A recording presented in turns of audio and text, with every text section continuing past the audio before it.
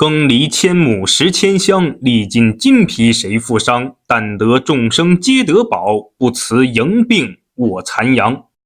到底是遇见了什么事儿，要在城隍庙前跪整整3天才能解决呢？ Hello， 大家好，我是阿茶，欢迎收听新一期的鬼话怪谈。咱们今天投稿故事的粉丝是个女生，95年河南人。事情大概发生在她小学4、5年级的时候，那会儿已经临近过年。她呢放寒假就回了老家，当时的冬天并不太冷。就在一个白天，她跟同村刚认识的朋友去已经结了冰的水塘里滑冰，玩到快中午，他们都跑到了岸上。然后这个小伙伴也不知道为什么，就觉得眼前是白的，看不到岸，就给他吓哭了，一直哭，也听不到任何声音，只觉得自己一直在动，想找岸边上岸，但却一直在水塘里。接着他就突然听到他妈叫他的声音，下意识地回了一句，之后就能看到岸边了。他就赶紧过去，可到了水塘中间的位置，脚底下又突然冰裂，而且越裂越夸张，整个湖面的冰都开始碎裂，随后他就掉了进去。因为他也不会游泳，就只能扑腾，然后那几个跟他一起的小孩就去叫人。而他在扑腾的时候，就觉得有人在薅自己的头发，是真的薅。因为他被救起来后，后脑勺少了特别大一块。根据他爸妈所说，他们赶过来捞起来，他人已经被冻晕了，最后抱到医院躺了半个月才回家。但这件事并不是重点，而是个背景引子。这件事之后的1年才是高潮，整整1年的时间里，他都非常崩溃。在被救回来后，大概1个月就过年了。因为过年嘛，小孩子都穿新衣出去玩，放鞭炮啥的。他那天就在别人家玩到比较晚，差不多晚上8点多，他才跟另外2个小伙伴一起走路回家。也是在回家的路上，他就觉得脑袋一紧一紧的，抬头往前看，就发现有个没有头的男的在前面看着他们。虽然没有头，但是他可以肯定自己的直觉。之后他就被吓得大叫起来，说有人有人。但朋友都表示没有啊，是不是你看错了？他呢也不好反驳，更不敢往前走，总觉得要是过去就回不了家了。他也不让朋友走，可是其中有个叫美丽的女孩，就一边说她傻啥的，一边继续往前。美丽走过去的时候，她都吓哭了，还不敢看。接着他就听到美丽叫自己的名字，再一抬头，那个男的不见了。美丽人也没事儿，他就以为应该是自己看错了呗。但是那种头皮一紧一紧的感觉实在是过于真实。后面几个朋友还是先把他送回家后才各自回去的。等到了第2天，他因为害怕不敢出门，就在家里待着。然后到了第3天，美丽死了，说是被同村人发现死在他之前掉进去的那个水塘正中间的位置。报警之后，警察说是晚上掉进去的，但是这怎么可能呢？他家就他一个女儿，晚上不可能让他自己出去呀。而且那会儿是冬天，白天温度都很低，晚上更是上冻才对呀。并且越是中间的位置，冰越厚。他呢又不敢跟爸妈讲自己那天晚上回家看到的，就只是觉得有联系，但是又找不到联系。后面1个月的时间，他都不敢晚回家，因为他只要晚回家就能看到那个没有头的男的。从那以后，他就做了很久的噩梦，一直持续到过完年的4月份。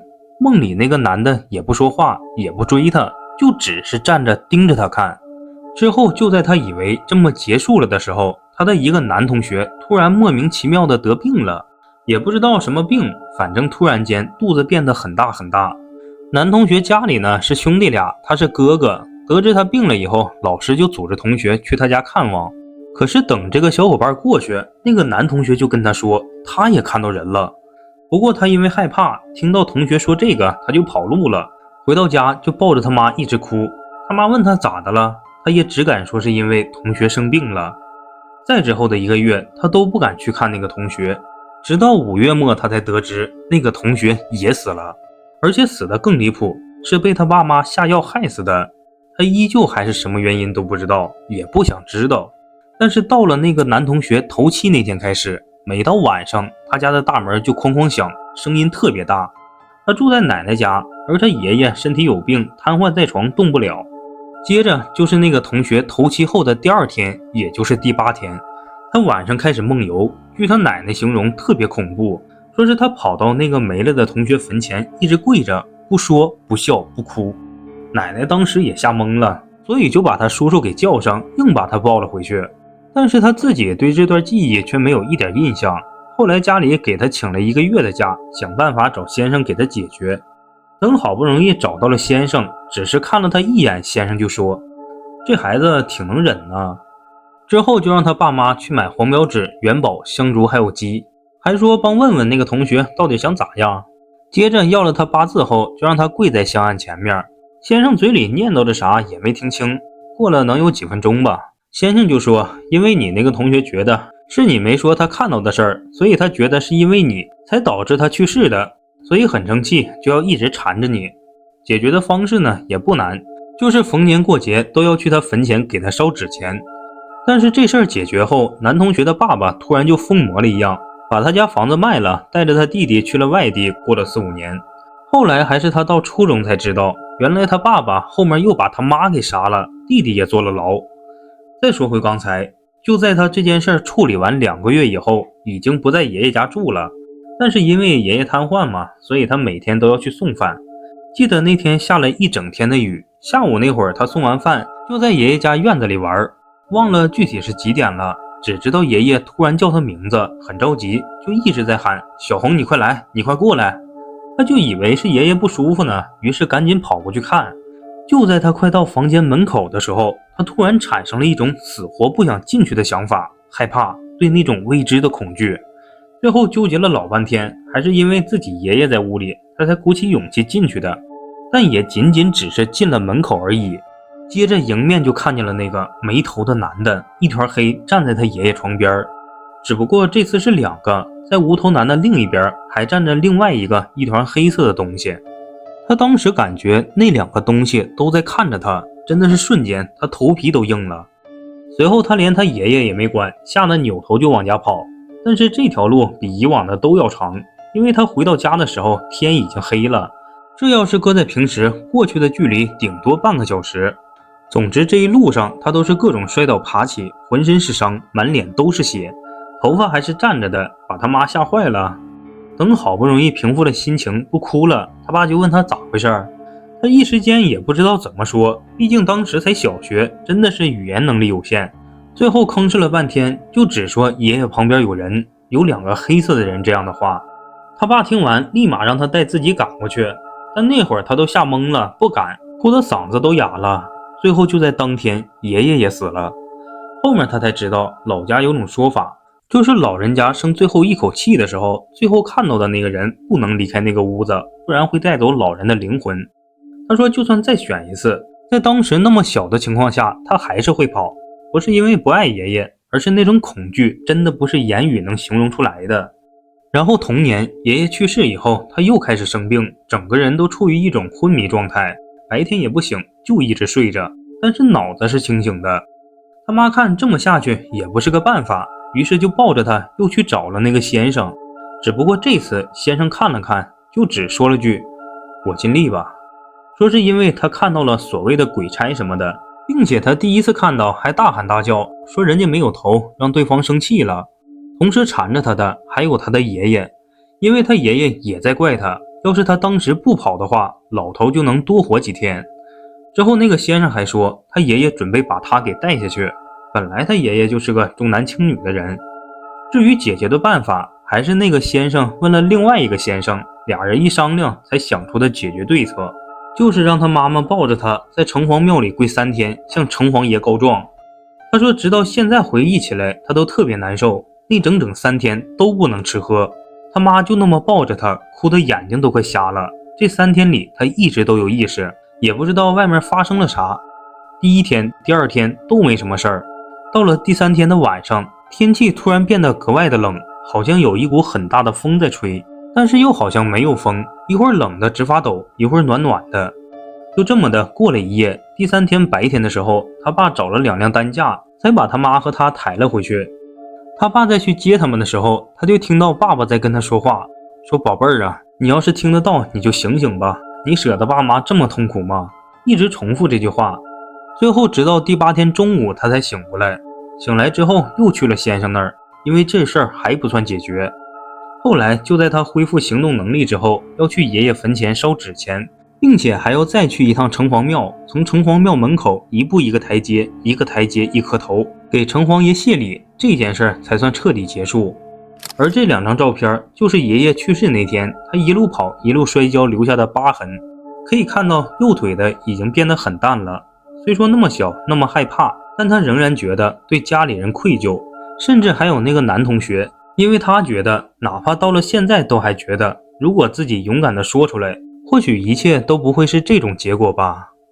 不过最后我还是想跟这个小伙伴说一句，万般皆由命，半点不由人，珍惜现在，未来会更好。下面要讲的这个投稿故事啊，发生在楼主09年大学寒假的大年30。不知道你们那儿有没有这种风俗，就是白天的时候需要去上坟。那时候他爷爷还在，所以这种事儿都是爷爷去操办。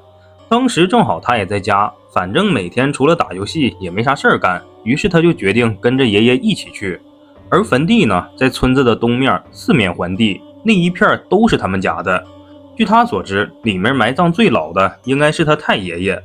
之后他爷爷就吩咐他去西边的坟头放上黄纸，但是过去以后发现西边有2个坟头，他也不确定是哪个，就问他爷。爷爷呢简单看了一眼，就指了指前面有塑料袋的那个。他一看第一个坟头上就有，于是就把黄纸放了上去。不过他这个人吧还是挺谨慎的，放之前再三确认。但是他爷爷正忙着摆放贡品啥的，头也没回就说对对对。而爷爷那边祭拜的是他太爷爷的坟头，他这边则是太爷爷的兄弟。他当时也没多想，点上火，拿了根树枝就开始翻着黄纸，想让纸烧得快一点。直到最后都快烧完了，他爷才看向他这边，随即脸色就变了，嘴里还不停地嚷嚷着糟了糟了，烧错坟头了。他一听心里也是咯噔一下，又仔细看了看，才发现原来西边第2个坟头前面也有塑料袋。他爷就赶紧跑过去，对着坟头说，小孩子不懂事儿，您别怪罪，这些钱您拿走一些，就当是帮忙把剩下的给我叔拿去，有什么得罪的地方您冲我来，别跟小孩子一般见识啥的。但他当时说实话就是个无神论者，就算别人给他讲这些神神叨叨的事儿，他也不会放在心上。可是转念一想，刚才爷爷喊他时候的表情，他心里多多少少还是有点毛毛的。后面俩人也是上完坟就早早的回家了，他也没跟别人说过这件事儿。然后没过几天就是大年30，按照他们那边的习俗，吃完饭就要发纸马，也就是拜老天爷的意思。再后面就是习惯性的看春晚，但他觉得没意思，就准备去睡觉。可当天晚上他就做了个梦，梦里他在三叔家打牌，大家打得挺热闹的。打着打着，突然他电话就响了，拿出手机一看，电话的号码非常奇怪，就只有一个数字0。他还纳闷了，这什么鬼号码？难道是自己还备注过这么奇葩的号码吗？想来想去，他觉得还是接一下比较好，万一是拜年啥的呢？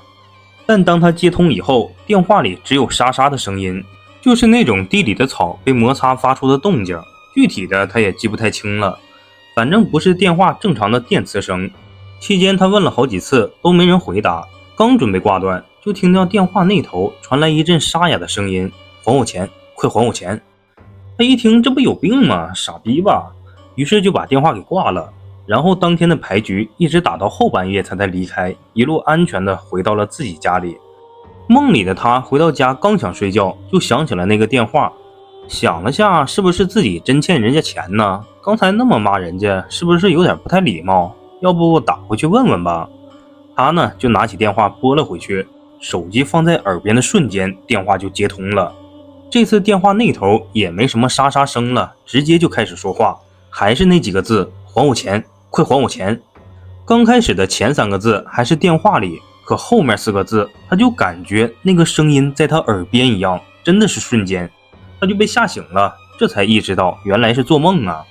但是醒来以后，他发现自己根本动不了，随后他开始努力的发出声音，全身也都在用力挣扎。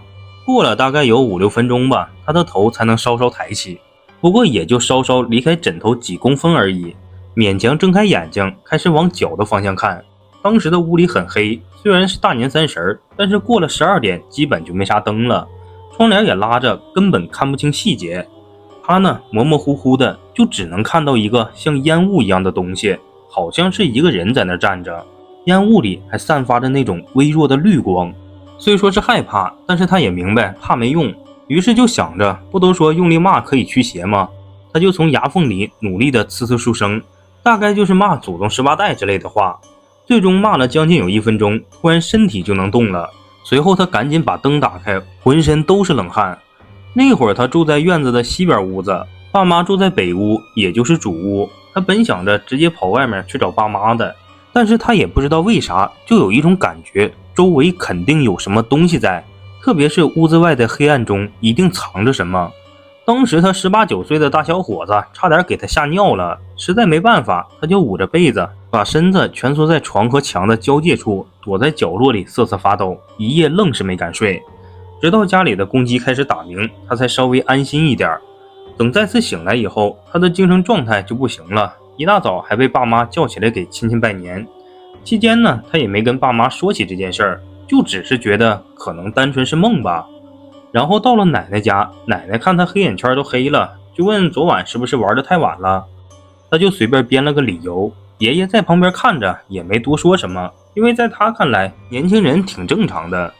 之后就是大年初一的晚上，他开始害怕不敢睡了，就怕那东西又过来找他，毕竟他嘴里老是喊着要钱。但最后实在是太累了，手机看着看着，不知道啥时候就睡着了。不出意外，那个梦再次接踵而至，这次非常干脆利落，直接在他耳边催他还钱。他就又一下被吓醒了，醒来以后依旧是鬼压床。等好不容易摆脱出来，他再次靠在墙角熬到了天亮，并且这次他确定自己是遇到事儿了。大概到了第二天11点多，他起床第一件事就是把事情告诉了父母，可他爸妈根本就不信，还说出了那句经典名言：你就是看手机看的。他听完还能说啥？只能赶紧吃完饭去找爷爷。但是当时他爷爷并不在家，只有奶奶在。快到晚上的时候，爷爷才回来。听完他说的，爷爷就仰着头说了句：造孽呀，有啥事冲我来呀，找我孙子干什么玩意儿啊？不过这件事也不算大，因为爷爷家里供着保家仙，是一对兄妹，名字好像是冯什么的，忘记了，就供在爷爷家放粮食的大缸上的盖板上。那个灵位就好像古代县令秋后问斩扔的那种形状，用红纸包着，上面用黑色毛笔写着2个名字。之后爷爷就带着他来到灵位前，郑重地上了3炷香，然后把事情对着灵位叙述了一遍，并恳求2位仙家帮忙。接着拉着他磕了3个响头。他说说实话，磕完之后他就感觉身体一下子精神了，身体也轻了很多。之后他就把自己的状态跟爷爷说了，爷爷这才又拜了拜灵位，表示感谢。但是当天晚上他又做了那个梦，不过既然爷爷找了帮手，那他也不用担心了。虽然梦里的细节记不太清了，但是依稀还记得有2个背着剑的在说什么之类的。再之后他就没怎么遇到过这种事儿了。而事情呢，到这里也就结束了。好了，这就是本期的所有内容啦。如果有喜欢的小伙伴，还请多多3连支持一下。如果有相关经历的，可以后台直接私信阿茶。我们下期再见，拜拜。